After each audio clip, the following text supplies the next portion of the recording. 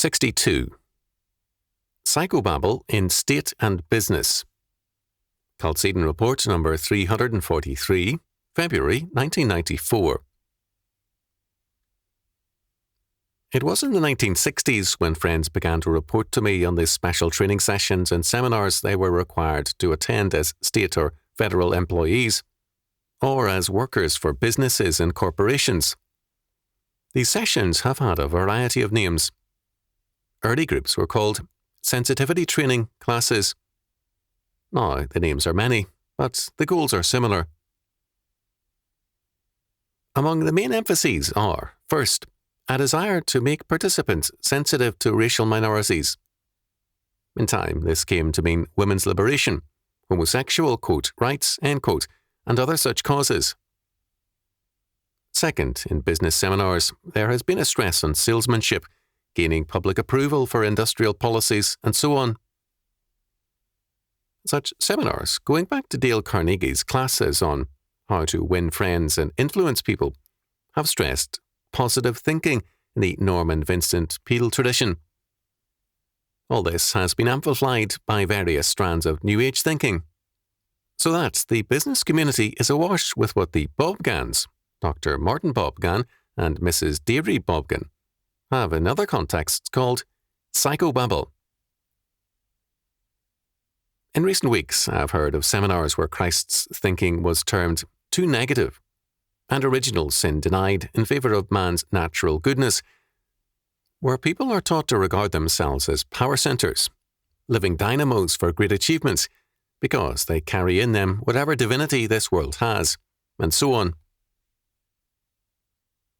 If a corporation allowed a seminar to teach Christianity, or if a federal agency did so, there would be protests from coast to coast, but open anti-Christianity can be taught, and any man protesting this is expendable.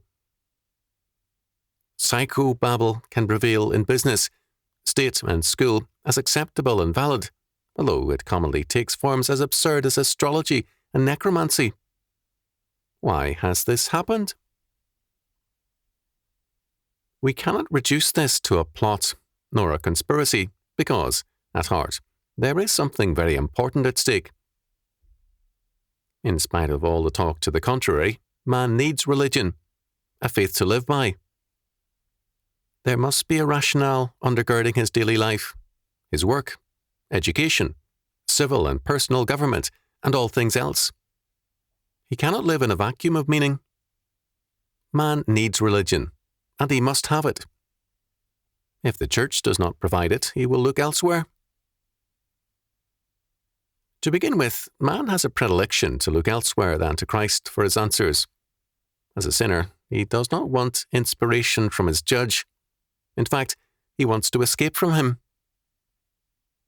Man's sin predisposes him against Christ, and the Bible is, for him, not only uninspired, but definitely, unfriendly, reading. It tells him he is a sinner, which is definitely not positive thinking. The churches have aggravated the problem. They have abandoned sound theology for efficient churchmanship. Some years ago, I was told of a man who rejected an attempt by a church to recruit him, saying, "I don't smoke, drink, dance, gamble or fornicate, so why should I need you?" Particular sins are manifestations of an inner fact: sin, rebellion against God and his government and law. Sin is at heart anomia, anti-law. 1 John chapter 3, verse 4. Superficial teaching and preaching overlooks the root of the matter: man's will to be his own God and the source of his own law and morality. Genesis chapter 3, verse 5. Civil and corporate training seminars represent a major new development in the 20th century history of cults.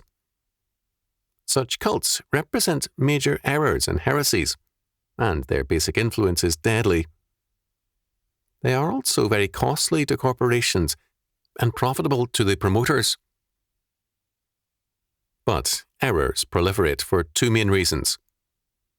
First, man the sinner prefers a lie to the truth. Revelation chapter 22 verse 15 describes the reprobate as those who love and manufacture lies. Of such we have many. Second, given the natural predisposition of all men to a lie, if the institution established to propagate the truth fails in its task, the lie flourishes. There are many excellent churchmen and churches, but there are more which are an impediment to Christ, our truth. And so, we have psychobabble in church, state, school, business, and society. We have the solemn proclamation of, quote, positive, end quote, thinking. If I were a god, positive thinking might work, but since I am a man, positive thinking cannot replace hard work, sound and honest thinking, and a firm grasp on reality, knowing who God is, what we are, and what He requires of us. He hath showed thee, O man, what is good, and what doth the Lord require of thee, but to do justly, and to love mercy, and to walk humbly with thy God.